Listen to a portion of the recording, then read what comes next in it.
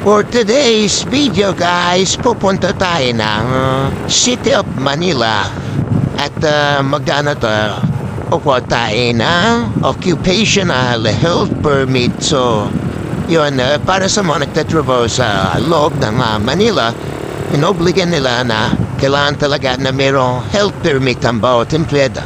So, sige guys, at isa-isa natin step by step tuturo ko rin sa inyo kung paano ang proseso. See ya!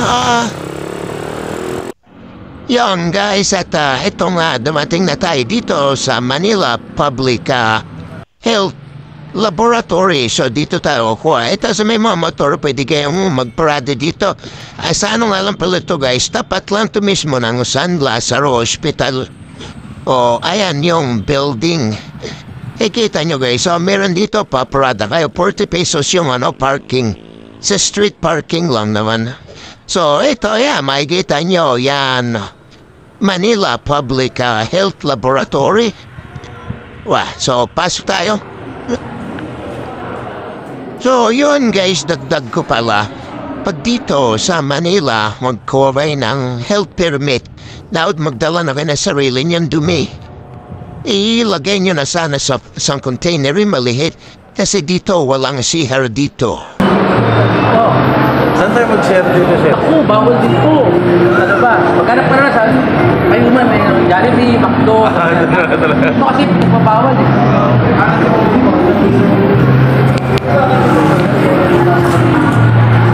So, yan guys, narinig nyo, sabi, walang CR, bawal gamitin yung CR dun para sa dumi, para lang doon sa ihi. So, kaya dapat pagko na dito, meron na rin dala nyo yung dumi nyo kasi nako, mahihirapan talaga kayo magdumi. So, pwede lang pala, itong form yan, nabili ko yan, bay-bay dyan 10 piso.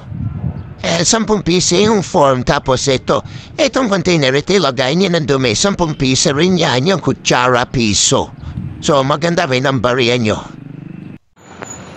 Tayo nito guys, maghanap tayo ng CR para makadumi. Wala pala CR sila dito. So, guys, yan niya. Yan lang mo na kayo, hanap po na ng CR para makutod dumi. See you later!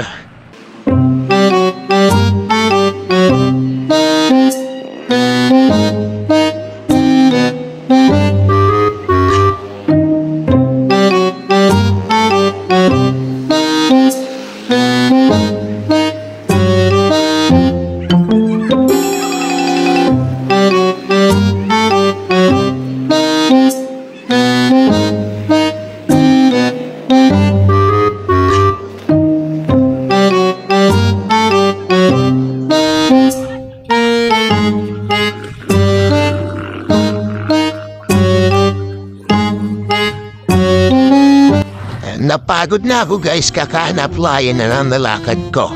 Eto, halapitan ko na dito na yung parking attendant. Tal, saan kayo pwede dito mga-CR? Pamakuha lang dumi. Diretso ka ng pasok. Dito? Dito sa hospital? Ito pang babae ito yung kabila. Ang pasukan yan? Ito po. Ayun yung pinapasukan po. May naka-ori. Mag-face mask lang ko, dire-diretso lang. Diretso ka lang papunta rin. Hindi naman sila yung gwardiya dyan. Mas na kayo.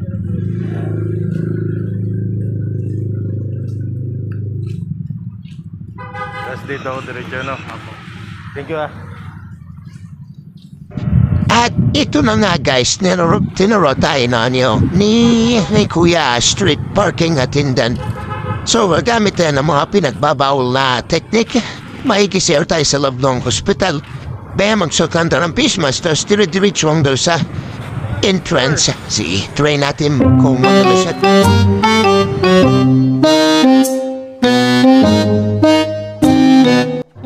At yun nga guys, kapasok tayo. Ito rin CR, kikita niya yung kulig rin. Yes, sama kapag CR na tayo sa wakas. Para makapag-submit na tayo na ng dumi dun sa health laboratory.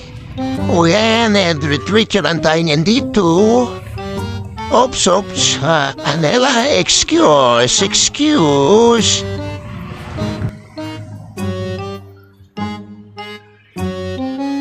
Pumipila nito dito sa kabilayo. Ayan, yung sa may, ito na tayo mag-sisiyero tayo dito guys. Gamitin na natin yung magic container. Yan na guys. Yun guys, success na kapag-share na rin tayo. So kaya sa inyo, reminders lang, isang paalala, wala sa inyong kumotorigma. Pag pupunta kayo dito, kukuha kayo ng health permit, magdala na kayo ng dubi nyo. Mayroon naman mabibili niya sa mga drugstore yung mga lagay ng dubi. Ihanap yung maliit na container. Huwag kayo lalagay dun sa sa parang lagay ng gravy kasi bawal yun. So kailangan niyo may tarip na maayos. Guys, balik na tayo sa loob.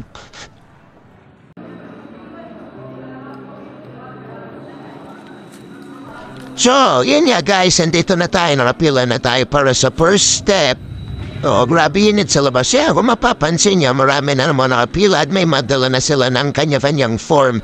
So, yung form na mabibili niya diyan, 10 piso, may bayad yung form nila, 3 piraso yun.